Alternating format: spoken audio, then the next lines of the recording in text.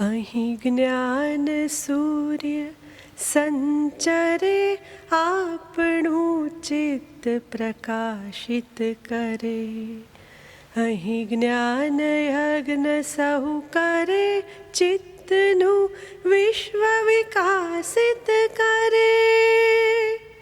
શબ્દ પ્રકાશે અર્થ ઉજાશે. શબ્દ પ્રકાશે અર્થ ઉજાશે. તર્ક મર્મના સહજ વિકાસે. જ્ઞાનામૃત નિર્ઝરે અર્ઘ્ય સૌ સત્યદેવને ધરે. ધન્ય ગુર્જરીની શુભ દ્રષ્ટિ વિશ્વકોશની એવી સૃષ્ટિ. તમસ તાપ સંહરે અંતરે સુખ સમજણનું ઠરે. રેવા જળશી શક્તિદાયિની સત્ય સમુદા મુક્તિદાયિની. વિશ્વ વિહાર જ કરે શીલ સત્વ સંહરે. ગુર્જરી વિશ્વરૂપને વરે. ગુર્જરી વિશ્વરૂપને વરે. ગુર્જરી વિશ્વરૂપને વરે. નમસ્કાર. સર્જન ક્ષેત્રે તેમજ વ્યવસાય ક્ષેત્રે જેમને અનેક એવોર્ડ અને પુરસ્કારો મળેલા છે તેવા શ્રી યોગેશ જોશી ગુજરાતી સાહિત્યના એક અગ્રણી કવિ, નવલકથાકાર, નિબંધકાર અને બાળ સાહિત્યકાર છે. સ્નેહાળ, નિર્દોષ, સ્વપ્નો જોતી આંખો, ઘૂંટાયેલો ગંભીર રણકતો અવાજ, અભિજાત વ્યક્તિત્વના ધારક એવા યોગેશ જોશી મિત્ર કરવા ગમે એવા માણસ છે. વિજ્ઞાનનો અભ્યાસ, તેથી વ્યવસાયનું ક્ષેત્ર જુદું, પણ પ્રકૃતિએ કવિ અને નિબંધકાર. અવાજનું અજવાળું તેમનો પ્રથમ કાવ્ય સંગ્રહ. કવિતા પથને આગવી રીતે અજવાળતો આ કવિ તે જ વર્ષે એટલે કે 1984માં જ સીમાચિહ્નરૂપ લઘુ નવલ સમૂડી આપે છે.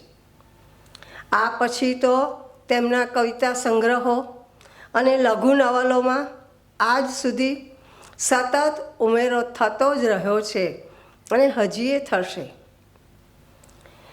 પણ આ બંને ક્ષેત્રે માંડેલા એકડા બહુ મજબૂત સ્તંભ બની રહ્યા છે. તેવું જ ખમતીધર જીવનચરિત્ર તે મોટીબા, એમની કીર્તિદા કૃતિ.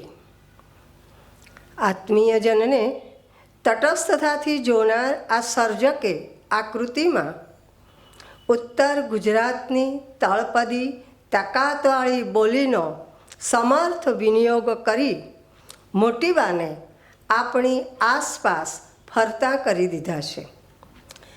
તેમની પાસેથી અણધારી યાત્રા જેવી એક વાસ્તવ દર્શન કરાવતી, સૂક્ષ્મ સંવેદનાઓની મીનાકારી કરતી નવલકથા પણ મળી છે.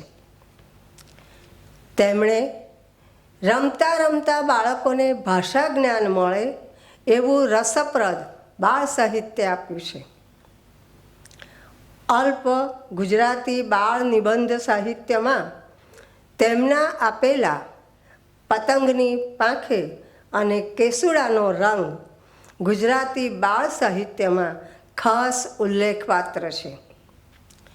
તેમણે પૌરાણિક અને પ્રચલિત કથાઓનું પણ બાળભોગ્ય શૈલીમાં આલેખન કર્યું છે અને હાલમાં જ પ્રકાશિત થયેલ જીયા એન્ડ દાદા એણે તો અનેકોને પ્રભાવિત કર્યા છે.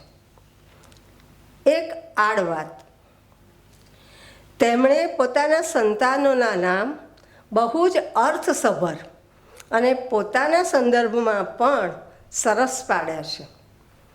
પુત્રનું નામ છે મૌલિક અને દીકરીનું નામ છે કૃતિ. ટૂંકમાં યોગેશ જોશી બહુધા મૌલિક કૃતિઓ જ આપી રહ્યા છે. અલબત્ત તેમણે સ્વતંત્ર રીતે અને અન્યની સાથે મળીને અનેક સંપાદનો પણ કર્યા છે. હાલ ગુજરાતી સાહિત્ય પરિષદના મુખપત્ર પરબના તેઓ તંત્રી તરીકે કાર્યરત છે.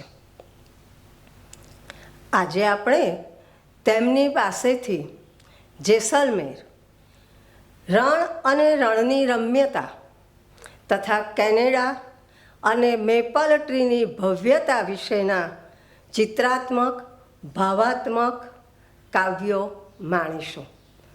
તો હવે રજૂ કરીશે યોગેશ જોશીને અને સાંભળીએ તેમના કંઠે તેમના કાવ્યો. આભાર. નમસ્કાર. શ્રી ભદ્રંકર વિદ્યાદીપક જ્ઞાન વિજ્ઞાન વ્યાખ્યાન શ્રેણીમાં મને તક આપવા માટે શ્રી આદરણીય કુમારપાળભાઈ તથા વિશ્વકોશનો હું ખૂબ આભાર માનું છું. જેસલમેર વિશે વાત કરું તો ભીના પગલાં મારી એક નવલકથામાં ફિલ્ડ વર્ક કરવા માટે જેસલમેર જવાનું થયેલું. એની નાયિકાની મનોસ્થિતિ જે છે, એનું ઇનરસ્કેપ્સ જે છે, એ મારે રણના લેન્ડસ્કેપ્સથી, સેન્ડસ્કેપ્સથી બતાવવા હતા અને એ માટે મારે જેસલમેર જવાનું થયેલું. અને એ અગાઉ હું જ્યારે ભણતો ત્યારે ગુલામ મોહમ્મદ શેખની કવિતામાં જેસલમેર જોયેલું અને જેસલમેર મેં ક્યારેય ગયો નહોતો. જેસલમેરના કોઈ ફોટા પણ જોયા નહોતા. કેવળ ગુલામ મોહમ્મદ શેખની કવિતામાં જેસલમેર જોયું ત્યારે મેં લગભગ 1976માં એક નાનકડી કવિતા જેસલમેર વિશે લખેલી, પહેલાં એ વાંચ્યું અને પછી જેસલમેર પર આવીશું.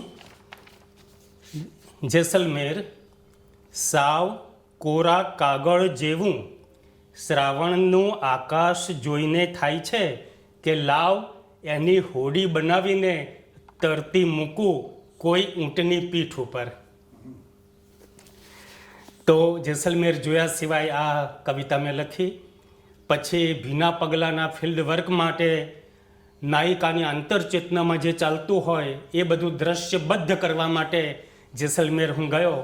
ત્યારે જે રણ, ધુવા આ બધું જોયું એ બધું મારી ચેતનામાં, આંતરચેતનામાં ઉતરતું રહ્યું.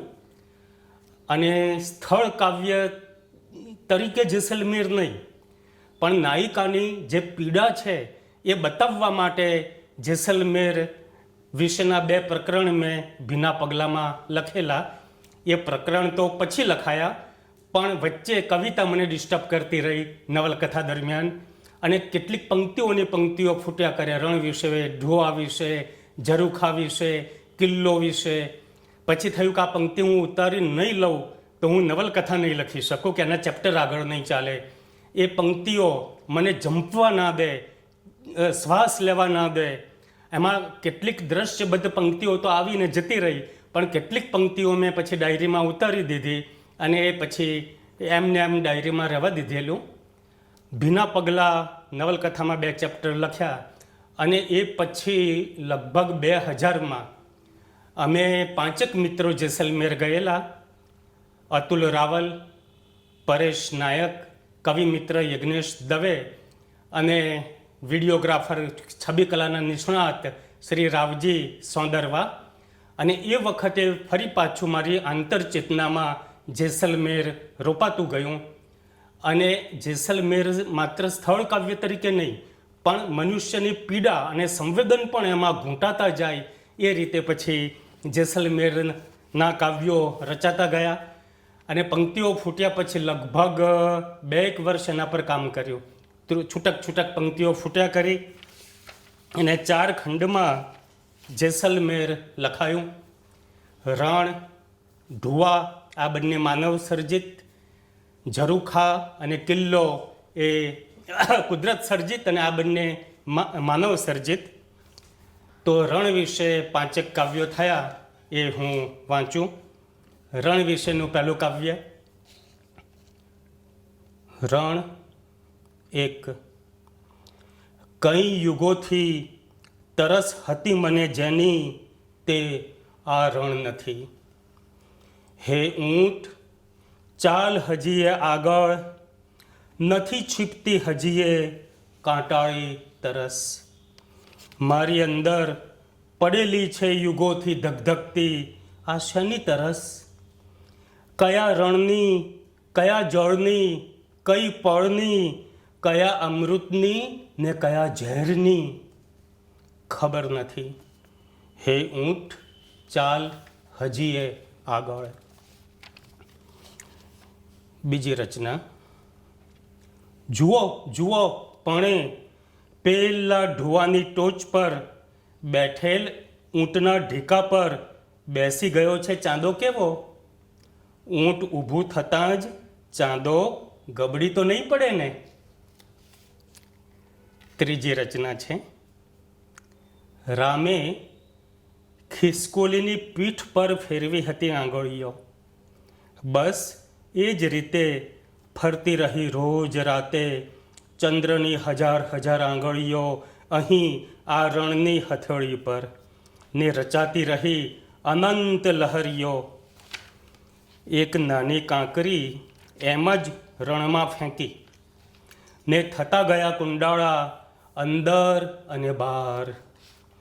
ને તે છતાં ઝંખ્યું હતું મેં જેને યુગોથી તે આ રણ નથી. મારી તરસ છીપવી શકે તેવું આ રણ નથી. ઢુવાનિયા પાણી પોચી રેતમાં કેમ ડૂબાતું નથી મૃગજળના તળિયે છુપાયેલા છીપલા સુધી, છીપલામાં મરકતા અજવાળા સુધી.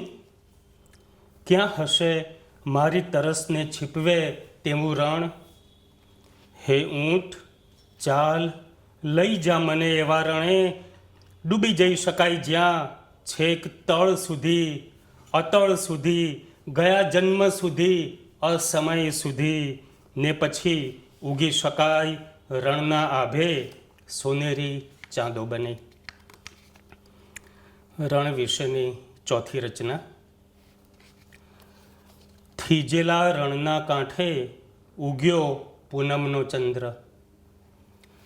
રણના ઢુવે ઢુવા ઉછળવા લાગ્યા મોજા બનીને, ને જોર જોરથી અફળાવા લાગ્યા ચંદ્ર ખડકને. અહીં હું આંખો ચોળ્યા કરું ને ત્યાં ચંદ્ર પણ ચોળ્યા કરે આંખો. ચંદ્રની આંખથી ખર ખર ખર્યા કરે રેત, ચંદ્રની આંખમાં દોડ્યા કરે ઊંટોના હારની હાર. રણ વિશેની પાંચમી રચના. નથી દેખાતું હવે એકેય ઊંટ, નથી હવે કશોય રવ. આગળ વધતા જતા રણની જેમ બે ધબકાર વચ્ચેનો અવકાશ વિસ્તરતો જાય છે, બસ વિસ્તરતો જાય છે. દોડી દોડી દોડીને થાકી જઈને છેવટે મરણ અગાઉ ઢળી પડતા ઊંટની જેમ ઢળી પડ્યો આ કેસરીયો પવન. જરીક સળવળીને પછી જંપી ગયું રણ કેસરિયાળું લહેરિયું ઓઢીને. હળવેકથી નીચા નમીને મેં બરફાળ રેત પર અડકાડ્યો કાન. સર સર સર સર, ખળ ખળ ખળ. તરત ડૂબકી મારું છું હું રેતમાં. ઈશ્વરની ઠંડીગાર છાયામાં હિલ્લોળાય મારા પડછાયા. કોઈ વાર્તામાં ડૂબી ગયેલા વાણ પાછા આવે તેમ મરી ગયેલા ઊંટ પોતાના ઉપરની રેતના થરના થર હટાવતા હટાવતા હટાવતા ઢુવામાંથી નીકળે છે બહાર. એમાંના એકાદ ઊંટ પર હું થઈ જાઉં સવાર ને ઊંટને એડી મારતા કહું, હે ઊંટ ચાલ હજીએ આગળ. હવે બીજો ખંડ ઢુવા. ઢુવાની પહેલી રચના. રોપાઈ જવા ઝંખું છું હું છેવટે આ રણમાં, બે ઊંચા ઢુવાઓ વચ્ચે બેઠો છું હું મેરુની જેમ. પવનના કાનમાં કશુંક કહું છું કે તરત બળબળતી રેત ઠલવાવા લાગે છે મારા શિર પર. ચારે બાજુથી ઉમળકા ભેર ધસી આવીને ઠલવાતી રહે છે આ ગરમલાય રેત મારા શિર પર.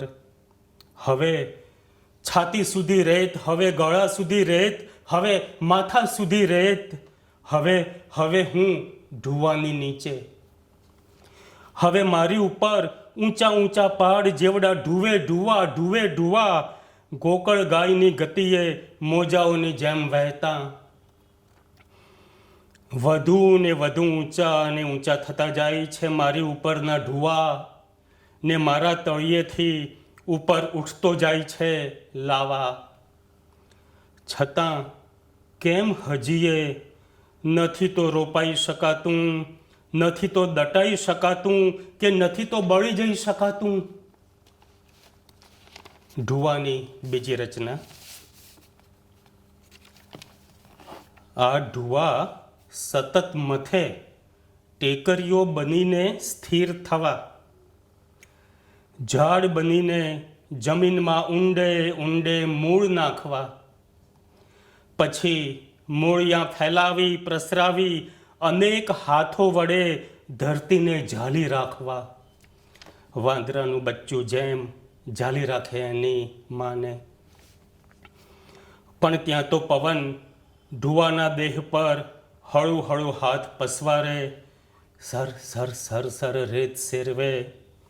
સ્પંદન લહરીઓ ખળ ખળ ખળ ખળ વહે, એનો રોમાંચ ઝીણી ઝીણી ધજા બની રોમ રોમે રોમ ફાર ફાર ફાર ફરે. ત્યાં અચાનક ઉઠે આંધી, શાંતિથી લંબાઈને બેઠેલા અનેક ઊંટ ભડકીને ડોક ઊંચી કરતા સફાળા થઈ જાય ઊભા, ને ઉડવા લાગે ઊંચે, ઘુમરાવા લાગે ચક્કર ચક્કર ચક્કર ચક્કર. આંધીનું જોર વધે, દોડે ઉડે હવામાં ઢુવા, જાણે સતત આકાર બદલતા જતા ઉડતા જતા ઊંટ. ક્યાંક ઉડે ઊંટની આ લંબાયેલી ડોક, ક્યાંક ઉડે ઊંટના ઢેકા અને ખુંદ, ક્યાંક ઉડે ઊંટના આ વાંકા ચૂકા પગ, ક્યાંક ઉડે ઊંટના આંખ કાન નાક, ક્યાંક ઉડે ઊંટના આ બળ બળ હોઠ. ઝળહળ ઝાંઝવું બનીને ઉડે ઊંટની આ કોથળીનું પાણી. ઉડે બુડે ઉડે બુડે બુડે ઉડે બુડે ઉડે. હવે તો ઠેર ઠેર ઉડે કેવળ ઊંટના ફૂલેલા નસકોરા. હવે ઉડે કેવળ હાંફવું, હવે ઉડે કેવળ રેત. વળી પાછા ભેગા થઈ જોડાય અનેક ઊંટના આંખ કાન નાક ડોક ધડ પગ ઢેકા. પવન હાંકે તેમ હંકાય ઉડતા ઊંટ, ને ક્યાંય કહેતા ક્યાંય કળાતા નથી પેલે પાર બજતા મોર ચંગના સોનેરી તરંગો. ને ઢુવા તો ઉડ્યા કરે હદ અનહદ ઓળંગતા. ભૂલા પડેલા ઢુવા મથે ઓગળી જવા આકાશમાં. આકાશ આખું એ રેતમય, આંધળો બહેરો સૂર્ય હડસેલાઈને થઈ જાય અદૃશ્ય. ભટકતા ઢુવા મથે કેસરિયા આકાશમાં પોતાના મૂળ રોપવા. લાય લાય રેતીના આ સૂકા ભઠ વાદળોને બચ બચ બચ ધાવવા. આંધી ક્ષમતા રણમાં જ વળી પાછો ક્યાંક પડાવ, વળી પાછું મથવાનું મૂળિયાને રોપવા, ત્યાં વળી પાછી ઉઠે આંધી ને વળી પાછું અમળાવાનું વમળાવાનું બળબળવાનું ને ભટક્યા કરવાનું, બસ ભટક્યા જ કરવાનું, બસ ભટક્યા જ કરવાનું ઉડતા મૂળિયા લઈને. ત્રીજી રચના ઢોવાની. જળ નથી તો મારી તરસ છિપાવતું, નથી તો મને તારતું કે નથી તો ડુબાડતું. ખુદ માટી જ નથી આપતી જરી કે જગ્યા મને રોપાવા માટે, પછી અંકુર આવવાની તો વાત જ ક્યાં. અગ્નિ જેવો અગ્નિ બાળતો નથી મને જરી કે, પછી પંચમહાભૂતમાં ભળવાની તો વાત જ ક્યાં. અનેક યુગોથી ખાલી ખમ આકાશ તાકતો ઊભો છું હું અહીં આ રણમાં, અનેક ઢુવાઓ વચ્ચે એક ઢુવો બનીને. મારા પગના તળિયેથી હળવેકથી ઉઠે છે નાનકડી ડમરી. ઘુમર ઘુમર ઘુમરાતી, વમળ વમળ વમળાતી, ઊંચે ને ઊંચે ઉઠતી, ઘેરે છે મને ઘનઘોર અંદરથી અને બહારથી. હુંય ઉંચકાઉં છું અધ્ધર, અમળાવું છું વમળાવું છું, ચકરાવું છું ચક્કર ચક્કર ચક્કર, બહારથી અને અંદરથી.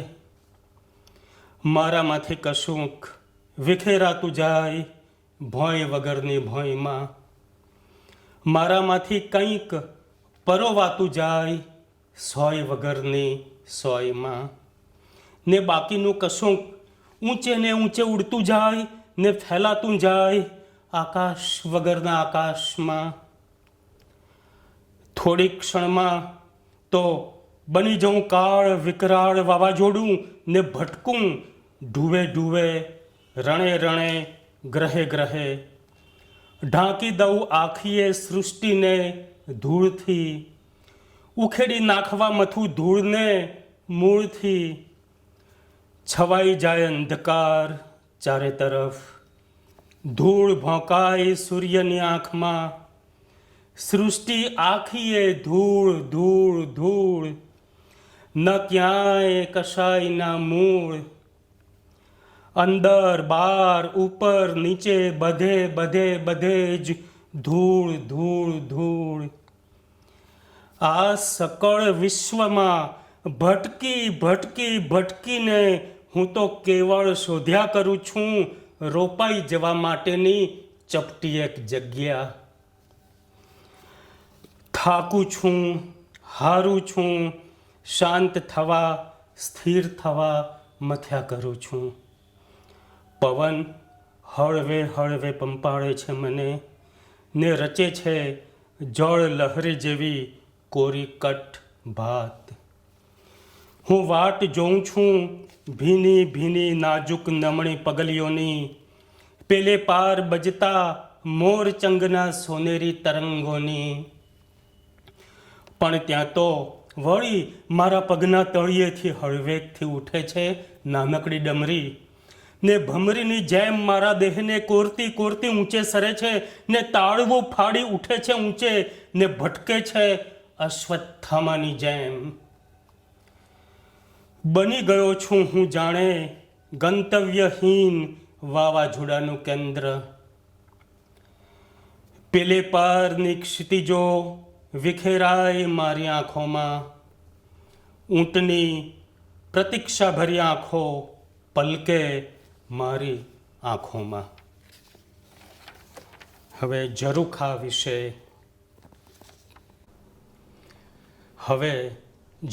વિશે ચાર કાવ્યો. એમાંનું પહેલું કાવ્ય ઝરૂખા એક.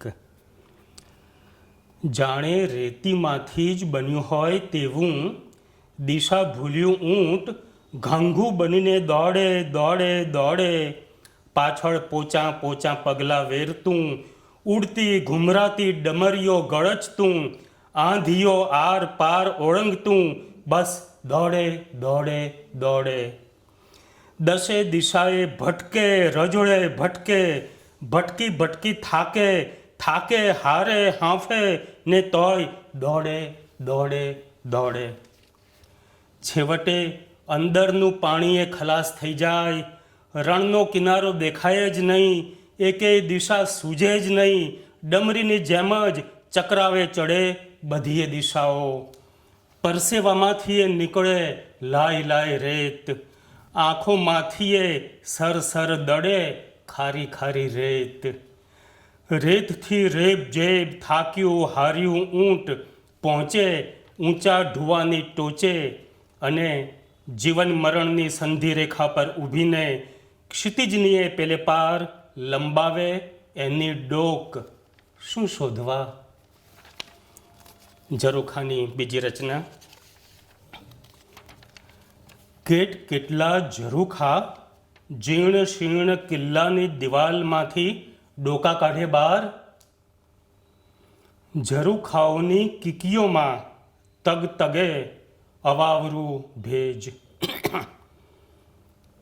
ઝરૂખાઓની કીકીઓમાં ટમટમે ખરી ગયેલા કોઈક તારાનું તેજ.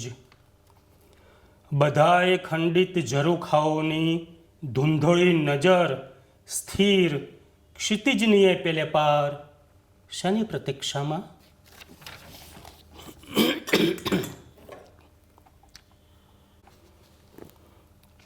ઝરૂખાની ત્રીજી રચના. ઝરૂખે ઝરૂખે સ્થિર આંખ ઊંટની, ડમરીઓ ઉઠતી આંખમાં પેસતી, તે છતાં ઊંટની આંખ ના પલકતી. ઊંટના પેટમાં ઝલમલે ઝાંઝવા, ઊંટના પેટમાં ઝલમલે ઝાંઝવા, ઊંટની આંખમાં સૂર્યના ટુકડે ટુકડા. ઝરૂખા ચોથી રચના. ઊંચા ઢુવાની છેક ટોચે ઊભીને ક્ષિતિજ રેખાની એ પાર પેલે પાર ઊંટે લંબાવી હતી ડોક કોઈક કાળે. એ જ આ ઝરૂખા વિરાટ, એ જ આ ઝરૂખો વિરાટ. આવ્યો ન હોય જાણે બહાર ક્ષિતિજની દિવાલમાંથી. ખંડિત સૂર્ય આ શું તે જોતો હશે ઝરૂખાની ઝાંખ વળેલી આંખમાંથી.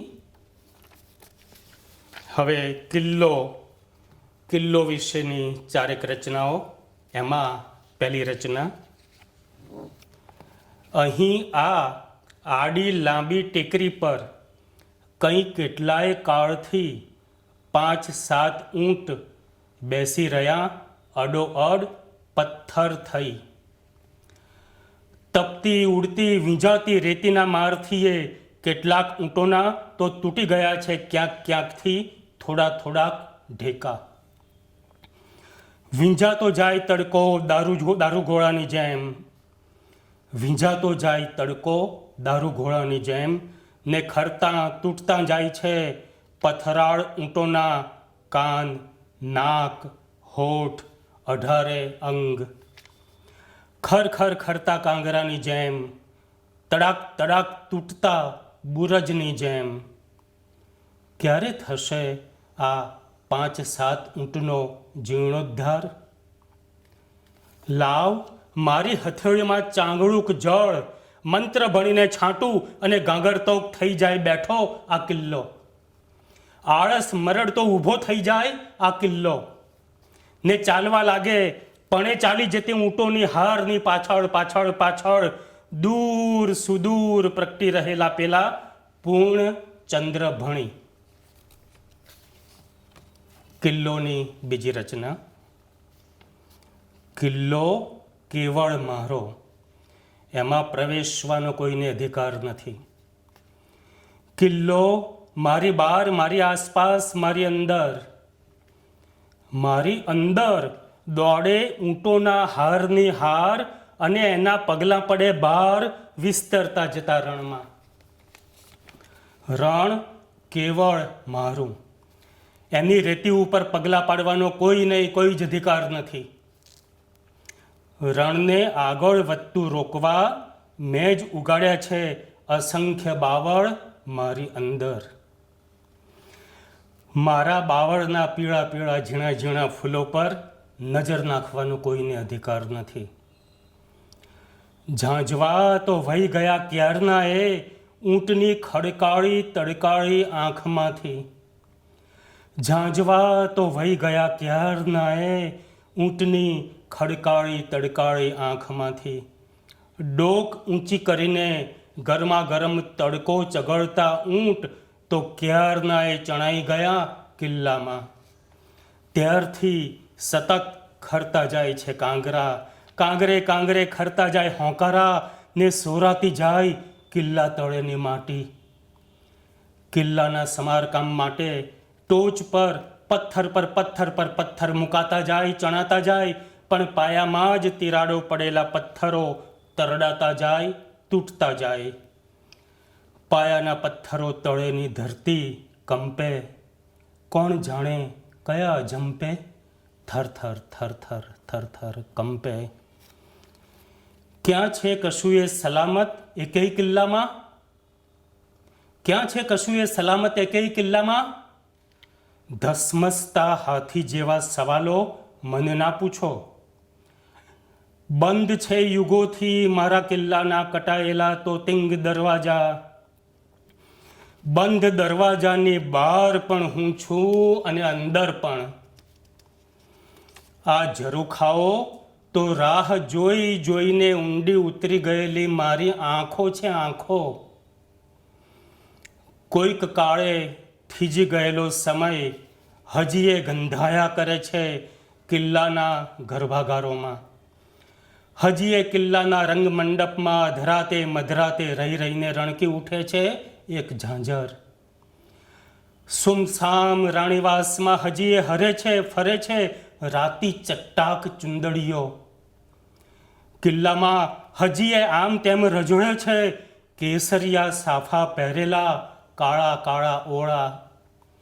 હજી એ કેસરી લહેરિયું માથે ઓઢેલી કાળી કાળી આંખો ચમકી ઉઠે છે ખંડિત ઝરૂખાઓમાં વીજ ઝબકારની સાથે સાથે. કિલ્લામાં ધસી આવેલા દુશ્મનો સાથે હજી એ ખેલાય છે યુદ્ધ, ને કપાય છે ડોકા, જનોઈ વઢ વઢાય છે ધડ.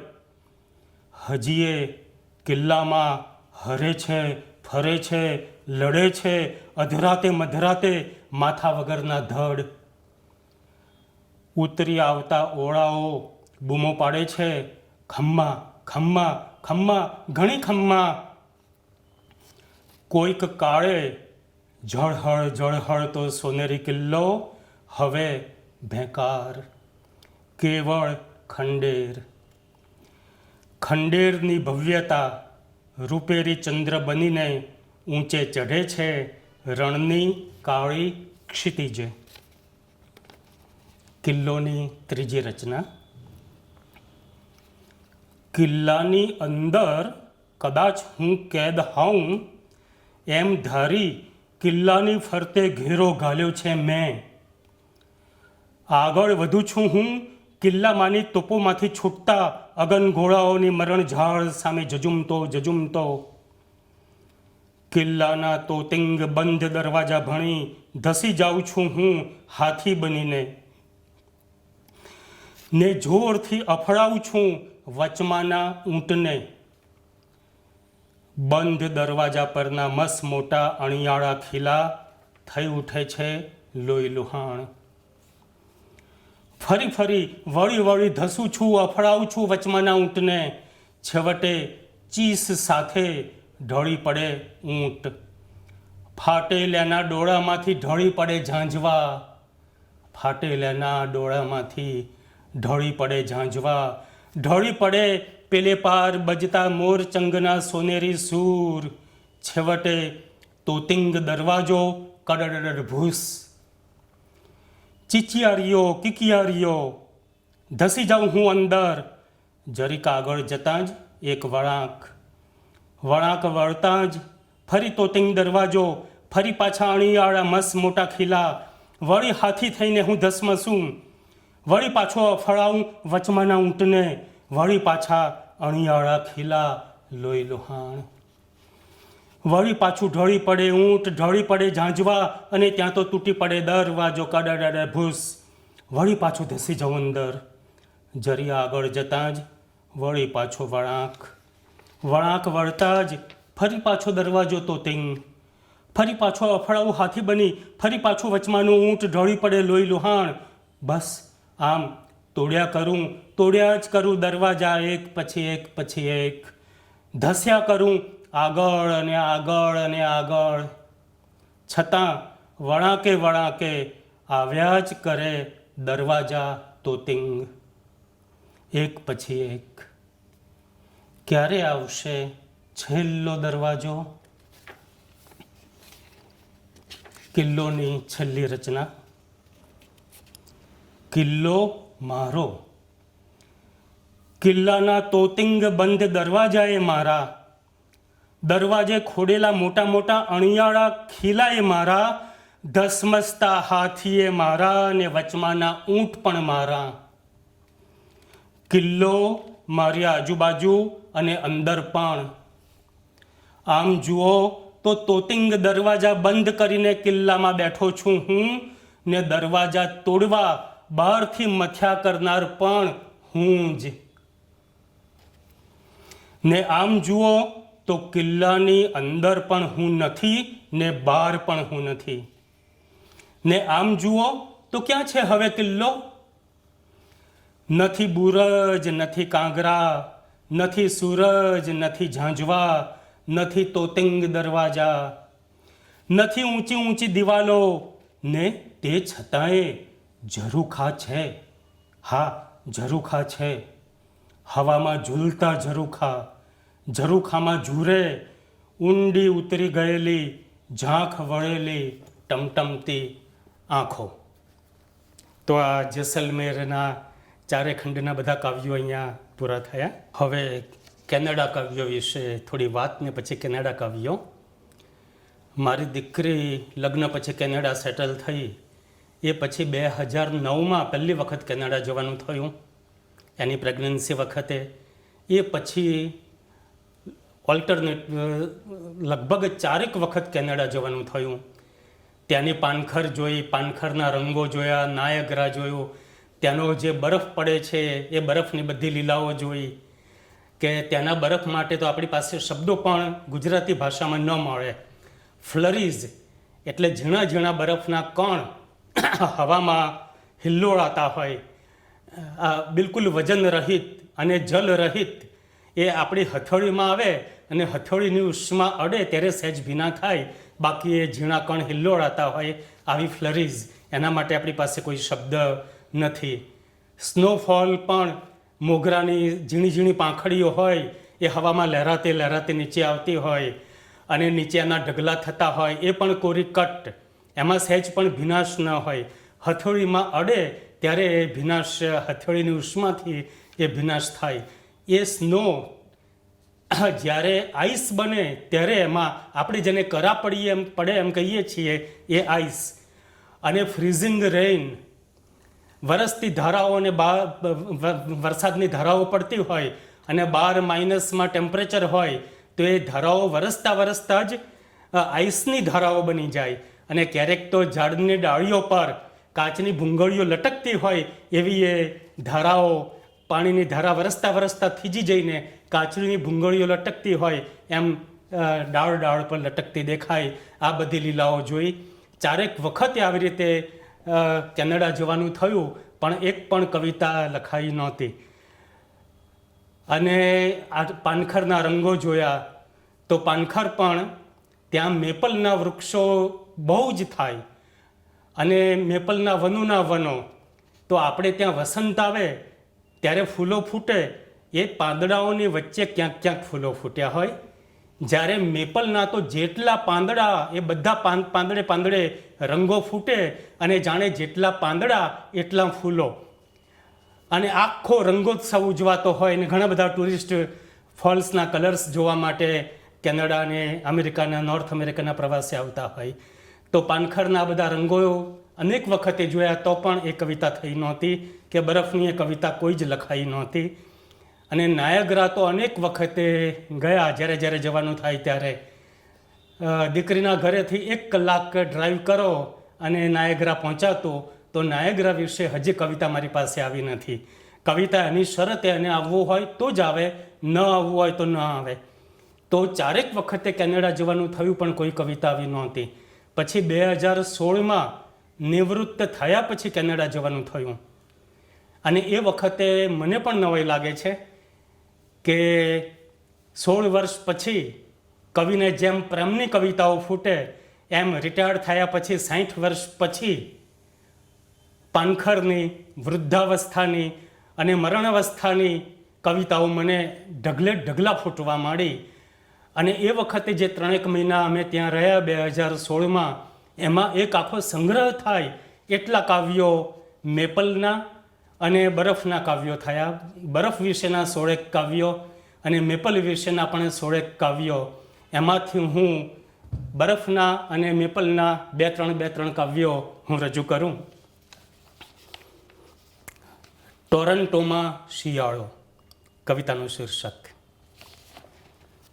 થીજી જઈને બરફ થઈ ગયેલી હંબર નદી, ઢાળ ઢોળાવ મેદાનો, બાગ બગીચા, આંગણ, બેકયાર્ડ, બધે જ બરફના ઢગલા.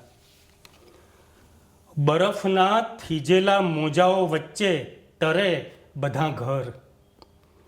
બરફના થીજેલા મોજાઓ વચ્ચે તરે બધા ઘર. ઘરને તાવ ચડ્યો કે શું? ઘરના માથે બરફના પોતા. ઘરને તાવ ચડ્યો કે શું? ઘરના માથે બરફના પોતા. મીઠું નાખીને બરફ ખસેડેલા નગરના રસ્તા બધા જાણે લાંબા સળવળતા નાગ.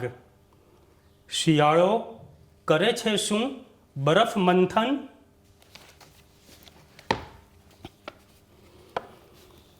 એક વખતે સ્નો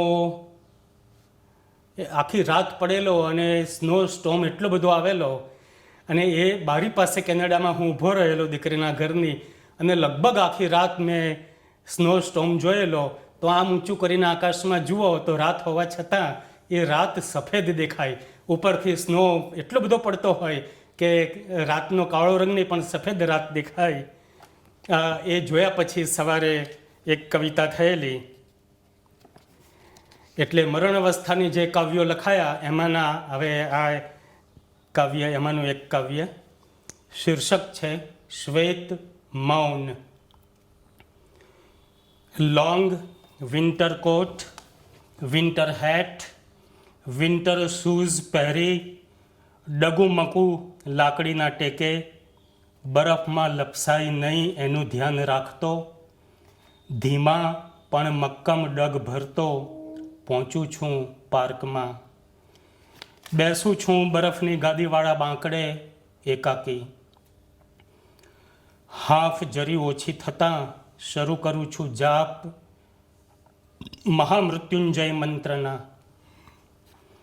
વિન્ટર કોટના ખિસ્સામાં રાખેલા હાથના વેઢા ગણી. ગણતરી થીજી જાય છે અવારનવાર. અનેક ઠૂંઠા વૃક્ષો ઊભા છે એક પગે સ્થિત પ્રજ્ઞ. બરફના ઢગ નીચેની માટીમાં મજબૂત મૂળિયા રોપીને, ડાળ પર બરફની ઝીણી ધજાઓ ફરકાવતા, નજર પહોંચે ત્યાં લગી ચારે તરફ બરફ જ બરફ, બરફ જ બરફ, બરફ જ બરફ. જાણે 2 મિનિટનું શ્વેત મૌન. બીજી એક રચના છે બરફ વિશેની. સફેદ રાત.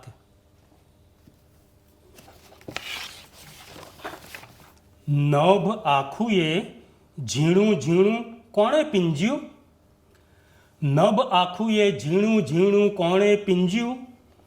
રૂની ઝીણી પાંખડીઓ જેવો પડે છે બરફ, ઝીણી તીણી હળવી હવામાં ફરફરતો.